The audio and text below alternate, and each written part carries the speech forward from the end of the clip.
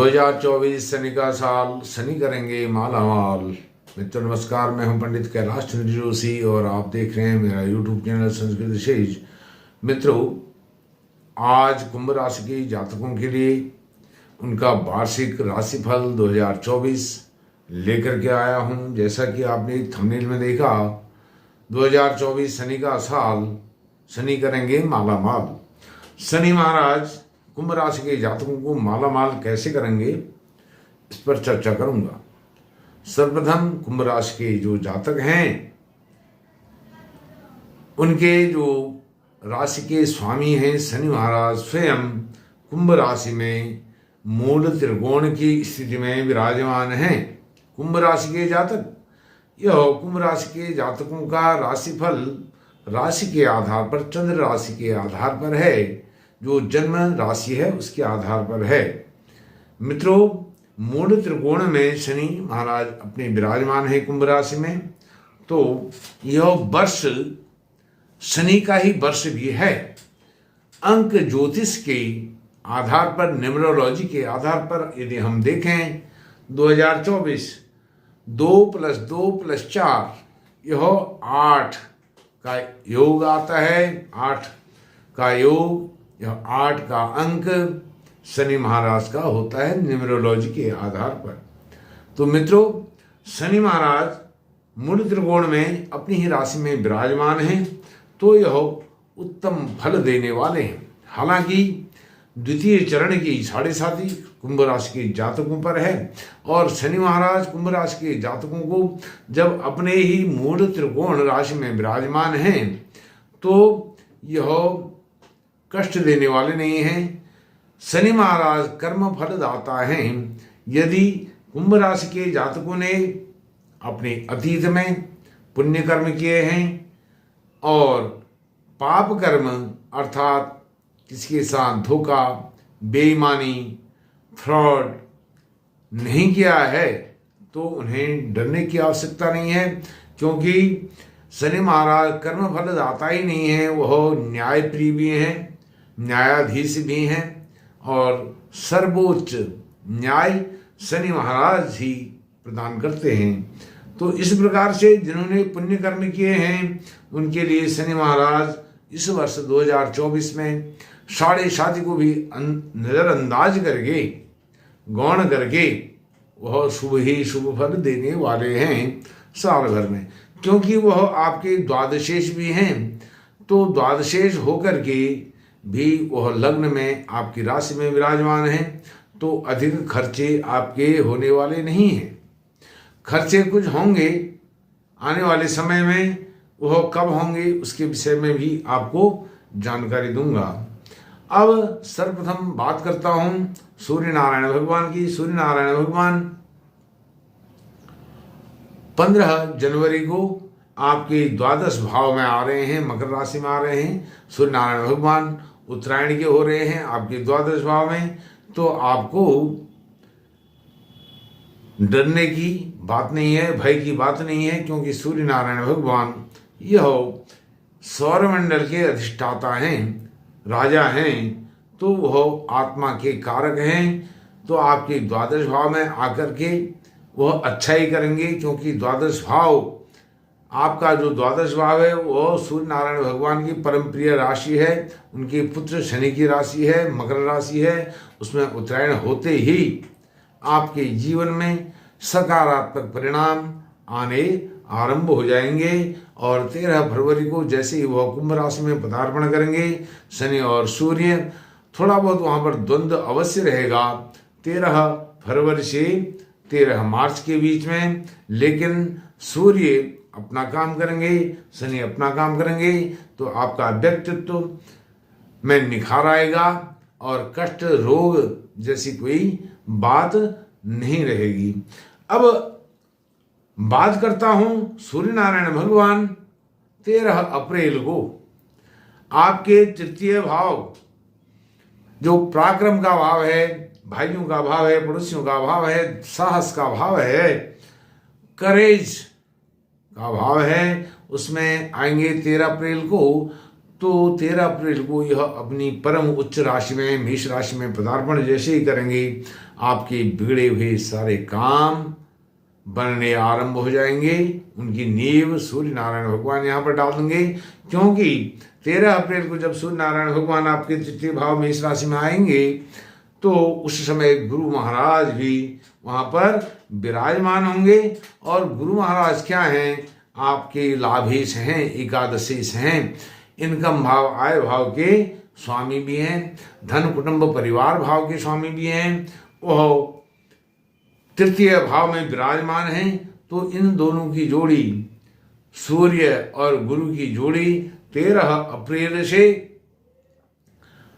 30 अप्रैल तक आपको यह बहुत ही शुभ लाभ देने वाले हैं, अच्छा लाभ देने वाले हैं, उत्तम लाभ देने वाले हैं। क्योंकि 1 मई को गुरु महाराज आपके चतुर्थ भाव में जाएंगे, उसका फल क्या होगा वो भी बात बताऊंगा। लेकिन यह जो गुरु और सूर्य 17-18 दिन रहेंगे तृतीय भाव में, आपके भाई पड़ोसी यह सब आपसे संतुष्ट रहेंगे, आप भी उनको संतुष्ट करेंगे, इसमें कोई दो राय नहीं है। और सूर्य नारायण भगवान का तेज आपको आपके पराक्रम पुरुषार्थ को बढ़ाने वाला है 13 अप्रैल से 13 मई के बीच में, और इसके कारण आप सबके प्रिय बने रहेंगे।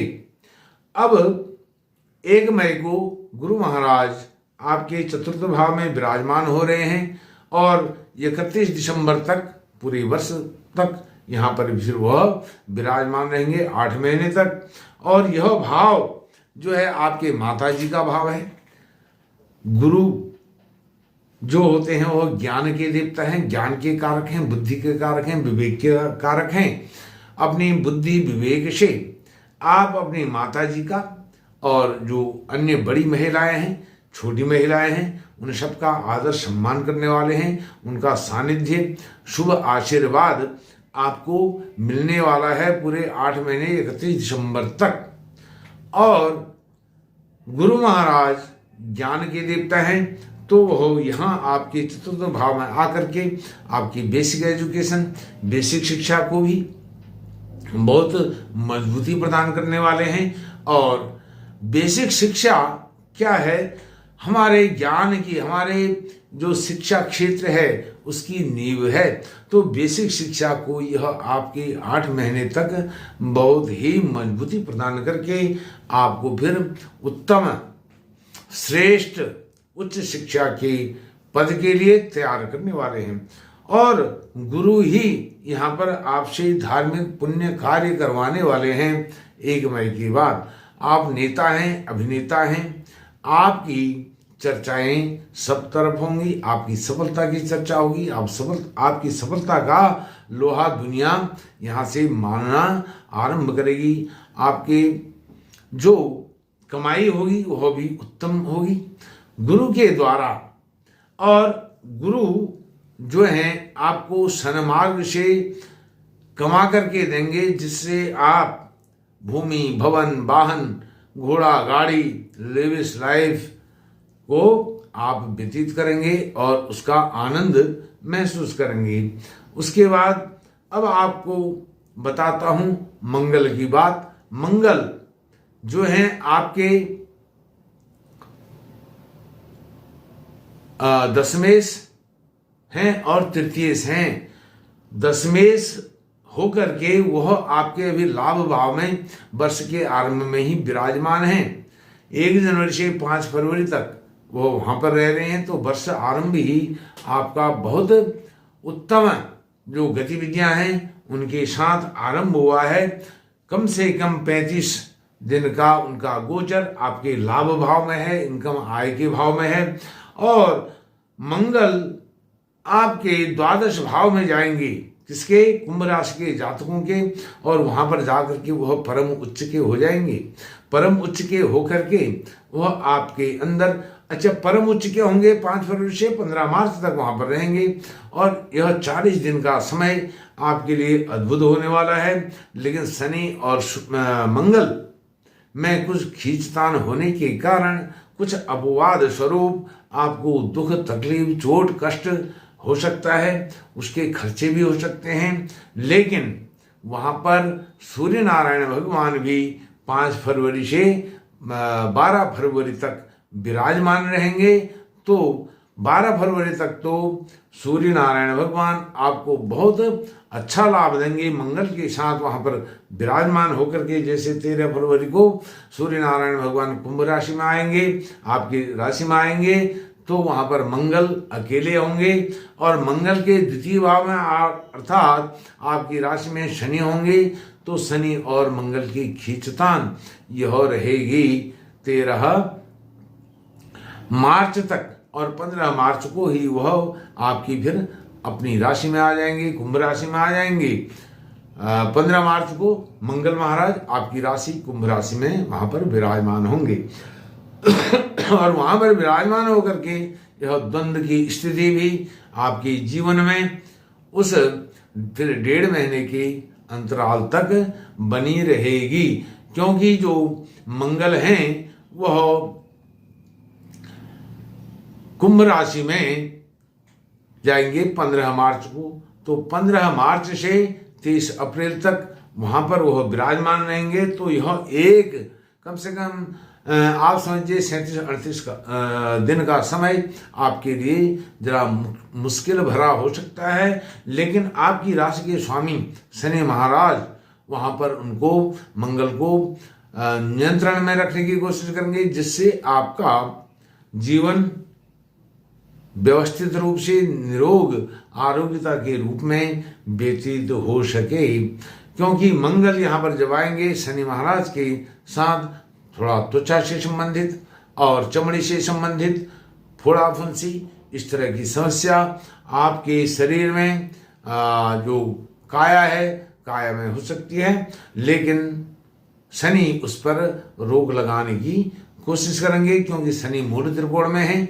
अपनी परम जवानी में है, परम उत्कर्ष में है। तो यह आपके लिए ज्यादा कष्टकारक नहीं होगा। मंगल जैसे ही आपके तृतीय भाव में आएंगे, जो तृतीय भाव में मंगल के आने से अर्थात कब आएंगे, मेष राशि में 1 जून से 12 जुलाई तक मेष राशि में तृतीय भाव में आएंगे, और यहाँ पर आकर के वह आपके साहस को, पराक्रम को, पुरुषार्थ को उत्तम बल देंगे, जिसके कारण आपके सहयोगी, आपके पड़ोसी, आपके भाई, बंधु बांधव, यह सब आपके सहयोगी बन करके, आपके मित्र बन करके आपके साथ कार्य करेंगे। उसके बाद 20 अक्टूबर 2024 को मंगल आपके 6ठम भाव में विराजमान होंगे। यह 6ठम भाव में नीच राशि के होकर के 31 दिसंबर तक यहाँ रहेंगे 20 अक्टूबर से। तो यह आपका शत्रु का भाव है, नीच राशि में वह आ जाएंगे, और शत्रु यहाँ पर प्रबल नहीं होंगे। शत्रुओं का दमन मंगल यहाँ पर करेंगे, और वहीं आपके जहाँ शत्रुओं का दमन करेंगे वहाँ पर आपके ननिहाल पक्ष से, सास ससुर के पक्ष से आपको कुछ कठिनाई हो सकती है। वहाँ से कोई शोक संदेश आपको वहाँ से मिल सकता है। और मित्रों, इस प्रकार से मैं एक और महत्वपूर्ण बात आपको बताने वाला हूँ। वर्ष के आरंभ में ही 1 जनवरी 2024 को आपके केंद्रेश, लग्नेश, त्रिकोणेश ऐसी उत्तम गतिविधि बना रहे हैं। उसका एक नज़र आपको बताता हूं।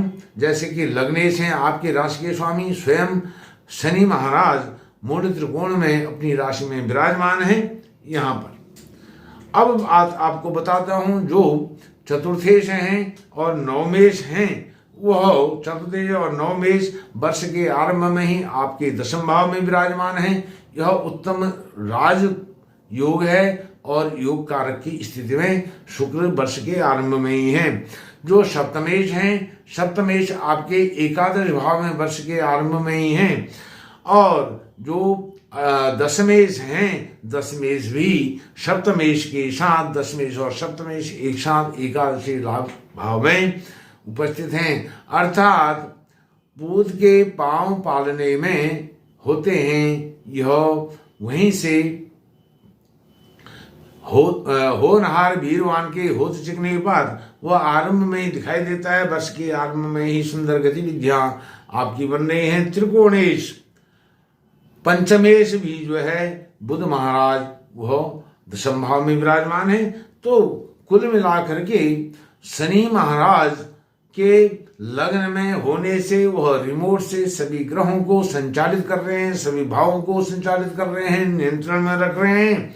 और लग्नेश के अलावा त्रिकोणेश और केंद्रेश होकर के सभी उत्तम स्थिति में वर्ष के आरंभ में हैं। मित्रों, इस प्रकार से यह वर्ष आपके लिए बहुत ही सुख समृद्धि शांति देने वाला है और चतुर्धिक विकास आपका करने वाला है। आपकी नैया को पार लगाने वाले हैं शनि महाराज। हालांकि शनि महाराज की 7.5 से आप गुजर रहे हैं, लेकिन शनि महाराज की 7.5 का लगभग आधा समय आपके 7.5 का निकल चुका है। घबराने की बात नहीं है। शनि महाराज उतार की तरफ हैं और उतरते हुए शनि आपको लाभ ही लाभ देने वाले हैं। उतरते शनि का मतलब है 7.5 उतर नहीं रही है, आपकी द्वितीय चरण की 7.5 उतार की तरफ है। इस प्रकार मित्रों 2024 का वर्ष आपके लिए सुख शांति ऐश्वर्य वैभव आपको देने वाला हो और आपके कष्ट दुख दरिद्रता दुर्भाग्य क्लेश यह सब हरने वाला हो। इन्हीं शुभांशाओं के साथ शुभकामनाओं के साथ मैं अपनी वाणी को विराम देता हूं। नमस्कार, धन्यवाद।